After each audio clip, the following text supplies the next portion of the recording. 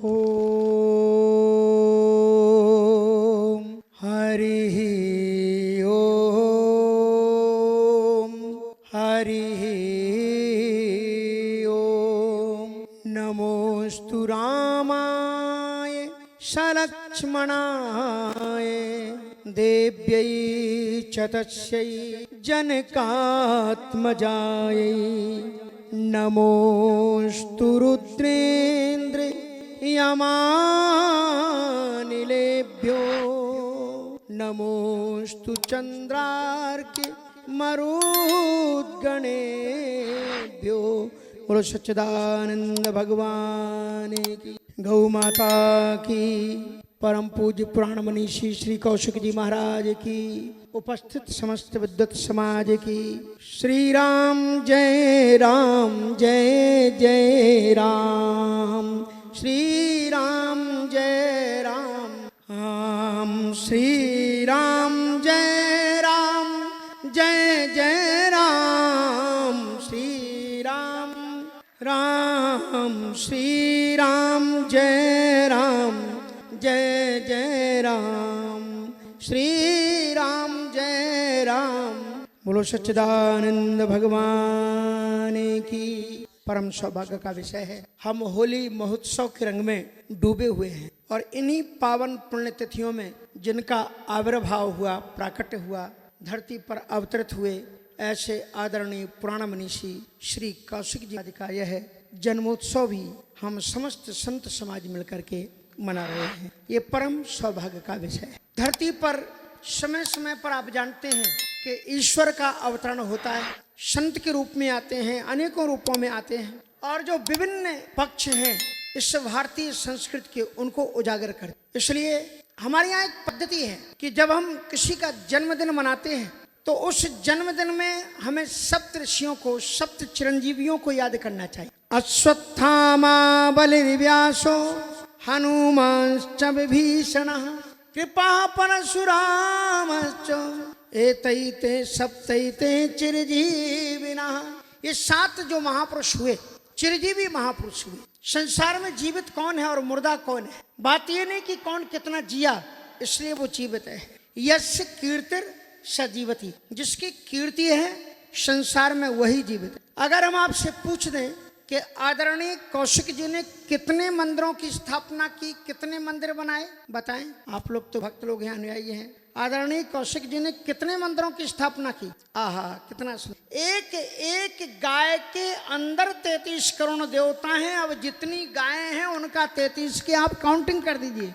33 करोड़ नहीं, अनंत कोटि तो हो ही जाएंगे। क्योंकि जब एक मंदिर में हम स्थापना करते हैं, एक देवता की स्थापना करते हैं, एक देवता की आराधना करते हैं, उसके आदर्शों को हम जीवन में उतारते हैं।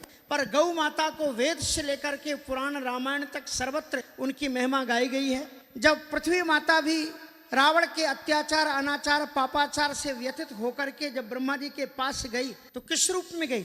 गौ माता के रूप में। धैन रूप धर हृदय विचारी, गई जहां सुरनर मुनि झारी। पृथ्वी भी अपनी संवेदना को अभिव्यक्त करने के लिए इसी गौ माता के स्वरूप को धारण करती है।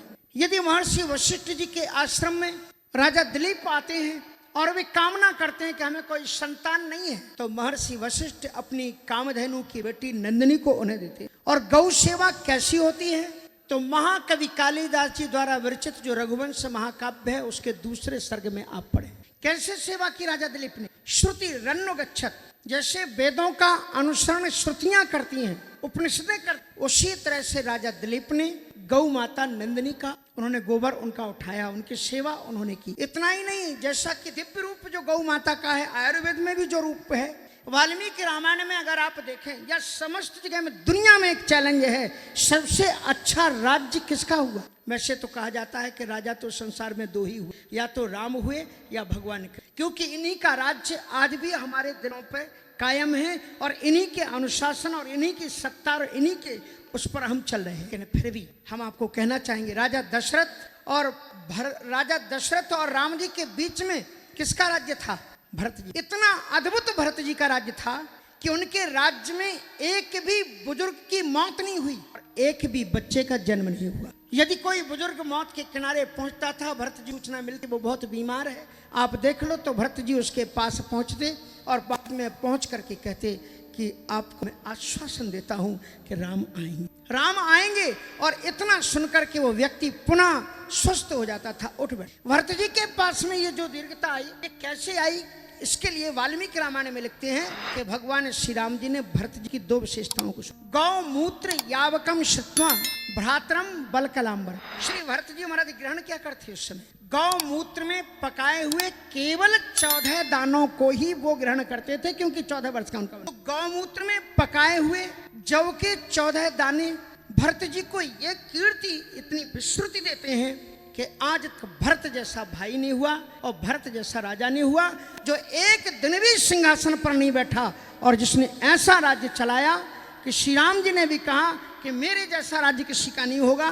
तो पूछा क्यों नहीं होगा, आप इतना अभिमान की बात क्यों कर रहे हो, अभी बैठे और अभी से आपने घोषणा कर दी कि आप जैसा राज्य। इसलिए कि किसी भी राजा को ऐसा छत्रधारी की छत्र छाया नहीं मिली हो, क्योंकि मेरे पीछे भरत जैसा गौभक्त छत्र लेकर के तान करके हमारे सामने खड़ा हुआ है, इसलिए वो हमारा जैसा राज्य होगा अद्भुत राज्य। गौ सेवा के, गौ मूत्र के छिड़काव करने मात्र से उनको दिखलाई पड़ा इंद्र कहाँ है और उसके लिए वो करते हैं। इसलिए इन्हीं शब्दों के साथ में मुझे की जाना है, मैं अपनी वाणी विराम करूंगा।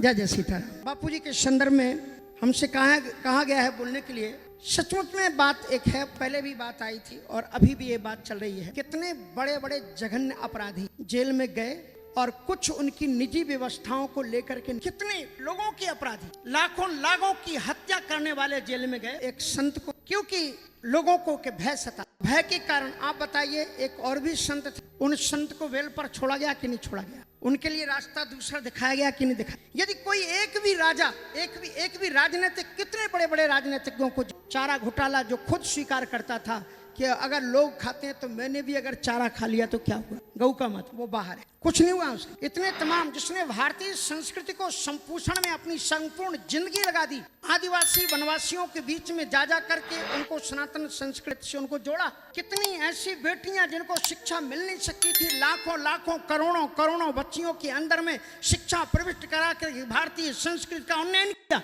जिसकी आज 80 वर्ष देश उन्हें यही पुरस्कार दे रहा कि तुम हमारी भारतीय संस्कृति। 87 वर्ष क्या यही पुरस्कार है? जेल में सड़ो, वहां की परिस्थितियों में रहो, क्यों नहीं कोई बोलता? और इनको सबक सिखा सकते हैं आप, और आपके अलावा कोई भी रास्ता नहीं। क्षणताप करो कि ऐसे महान, इसलिए उधार होना ही चाहिए। मैं ऐसी कामना करता हूँ। और कितनी चीजों का परिवर्तन होता है। आधी आधी रात में वो जो जिसको फांसी दी गई, जिसने विपरीत बोल कसा, उसको बचाने के लिए इस देश के लोग प्रयत्न करते हैं और उसके कहने पर आधी रात में उसके लिए अदालत में संत के स्पेशल कोई व्यवस्था नहीं हो सकती। अब वो बाहर निकल के क्या करें तो करेंगे। आज भी उनकी हजारों हजारों सहस्त्रों संस्थाएं देश की सेवा में लगी हुई हैं। मैं केवल इतनी बुद्धिजीवियों को, राजनीतिज्ञों को और समस्त विश्व के जहाँ भी लोग, उन्हें प्रयत्न करना चाहिए कि पूज्य बापू जी को बाहर किया जाए और वे उसी तरह ऋषि का दे सकें।